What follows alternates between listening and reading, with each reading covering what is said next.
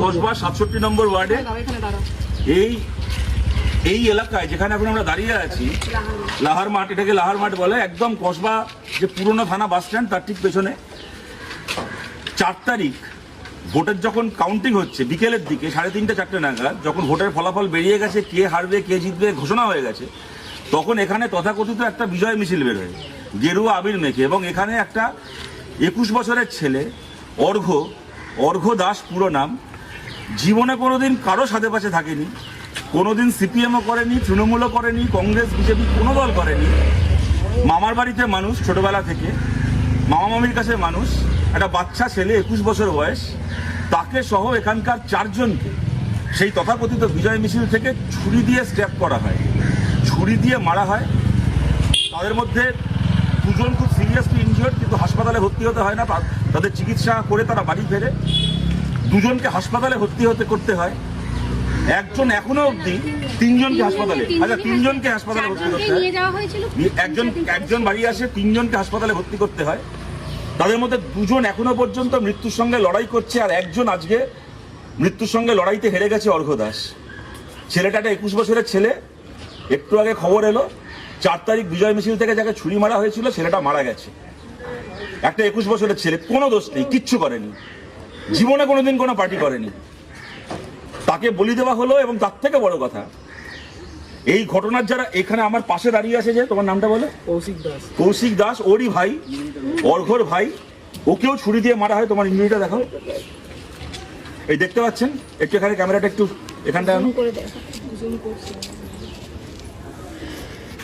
এই ঘটনার ও নিজে প্রত্যক্ষদর্শী, ওকেও যারা অর্ঘ্যকে মেরেছে, খুন করেছে, তারা ওকেও মেরেছে। ও সে নামগুলো জানে। এখানে জেপি সিং এবং তার 2 ভাই, তারা কানাইয়া সিং আর ছোটুয়া, যার নাম গোপাল সিং। হ্যাঁ, এখানে যারা দাঁড়িয়ে আছে প্রত্যেকে, এদের মধ্যে অনেকে ঘটনাটার প্রত্যক্ষদর্শী। এই দিদি ওখানে ছিলেন, এটা অর্ঘ্যর মামা, যে মারা গেছে তার মামা, এনার ভাগ্নে। সেই মুহূর্তে থানায় জানানো হয়। তারপরে থানাতে কি বলা হয়েছিল আপনাদেরকে বলুন। থানা থেকে বলা হয়েছে আমরা সব করছি, আমরা সব চেষ্টা চালিয়ে যাচ্ছি, আমরা সব দেখছি, আমরা ঠিক করবো, আপনারা শান্ত হন, আপনারা পাড়া শান্ত হন। আমরা তাদের বাড়িও, আমরা যখন অন দ্য স্পট এটা হয় তখন সিআরপিএফ এর গাড়ি ঢোকে। তার বাবা মাকে বললাম যে তাকে পাকড়া করাও, ধরলো না, উল্টে সিআরপিএফ পুলিশের গাড়ি নিয়ে তার বাবা মাকে সেফ সাইড করে তাদের বাড়িতে পৌঁছে দিল। আর ওরা 3 জন কোথায়, যারা মেরেছিল, তারা সঙ্গে সঙ্গে পালিয়ে যায়। তারা কেউ আজ অব্দি তাদের ধরতে পারেনি। এই আরেকজন হসপিটালে গেছে, বলতে দাদাকে মেরে সেটা সামনে হসপিটালে গেছে, মানে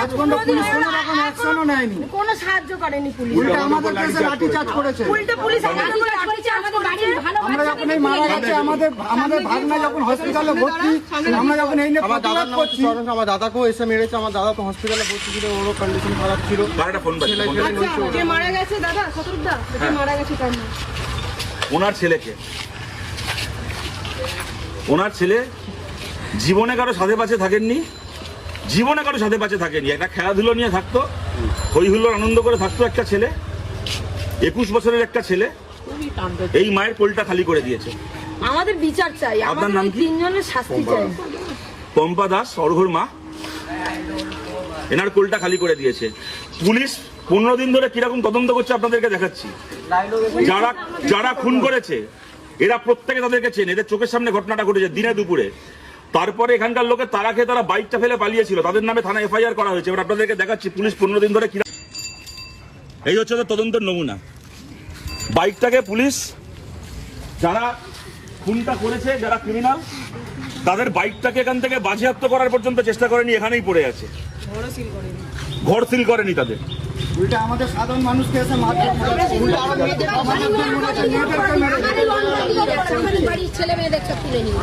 এভিডেন্স আমাদের কাছে আছে, পুলিশ এসে মেয়েদের তুলে গেছে।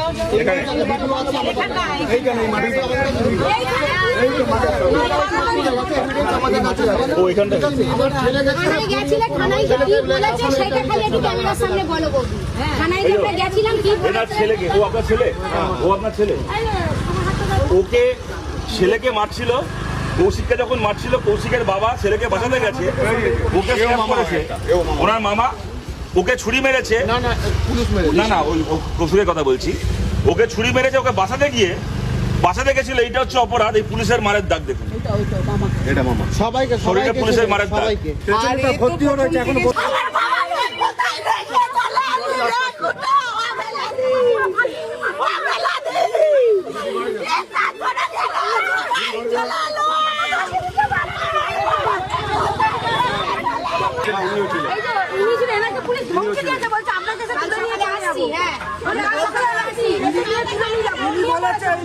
আপনারা হঠাৎ এরকম লাঠিচার্জ করছেন কেন? আমরা সাধারণ বাড়ির আমাদের পাড়ার লাঠি বলছে আপনাকে তুলে নিয়ে গিয়ে পেটাবো, এরকম এনাকে বলছে। এই নাকি বিচার হয়েছে মেয়েদের সুরক্ষা, এই নাকি বিচার হয়েছে মেয়েদেরকে বলছে পুলিশ।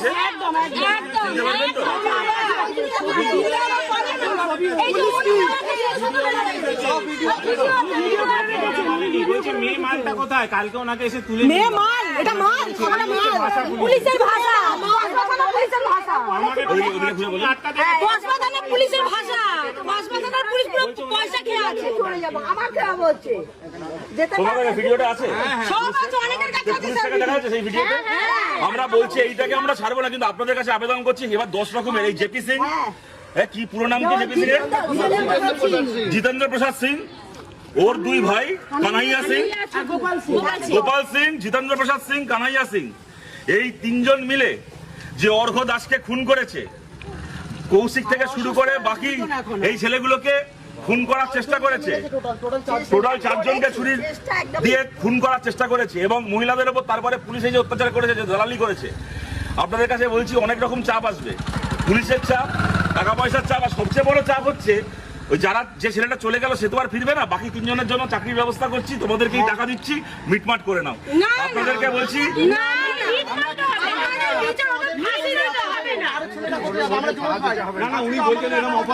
তোমার ভাই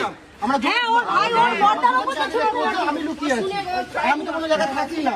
আজকে যদি আমার দাদার বদলে আমার কিছু হয়ে যায় রাস্তায়, দায়টা কে নেবে? দায়টা কে নেবে? এটাকে আমরা ছাড়বো না, আমরা এটাকে নিয়ে কসবা থানার পুলিশের সাথে আজকে বিকেলবেলা দেখা করব। কিন্তু তারপরও দেখুন, শুভেন্দু অধিকারীর পিএকে যদি অযোধ্যা থেকে, তার পিএর খুনিদেরকে যদি অযোধ্যা থেকে ধরে আনা যায়, তাহলে শুভেন্দু অধিকারীর পিএর খুনিদেরকে পুলিশ উত্তরপ্রদেশ অযোধ্যা থেকে ধরে এনেছে, ঠিক করেছে, করাই উচিত। কিন্তু তাহলে আমাদের অর্ঘ্যর খুনিরা তারা কেন ধরা পড়বে না? অর্ঘ্য কি দোষ করলো?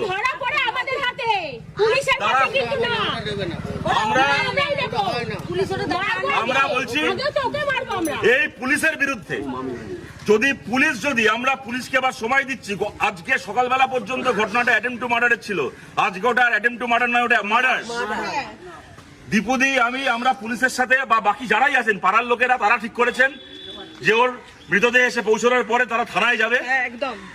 কিন্তু পুলিশকেও বলছি, যদি ক্রিমিনালদেরকে গ্রেপ্তার এবার না করা হয়েছে, ইতিমধ্যে 14-15 দিন কেটে গেছে, 72 ঘন্টার মধ্যে ক্রিমিনালরা যে পাতালে লুকিয়ে থাকুক, পুলিশ আসলো না, যদি না ধরা হয়েছে, তাহলে ওই পুলিশের বিরুদ্ধে বলে রাখছি, ওই পুলিশের বিরুদ্ধে হাইকোর্টে রিট করে ওই পুলিশকে হাইকোর্টে নিয়ে গিয়ে ওর গায়ের উর্দি খোলাবো, পুলিশের গায়ের উর্দি খোলাবো।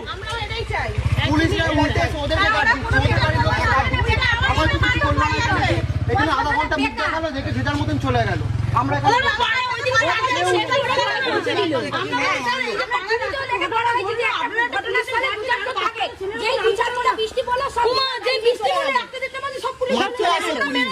আজকে সকালবেলা ছেলেটা মারা গেছে, এইটা শোনার পরও আজকে এখন 2.5-3 ঘন্টা হয়ে গেছে ছেলেটা মারা গেছে, এখন অব্দি পুলিশ এখানে নেই। বাড়ির লোকের সাথে কতটুকু বলছেন?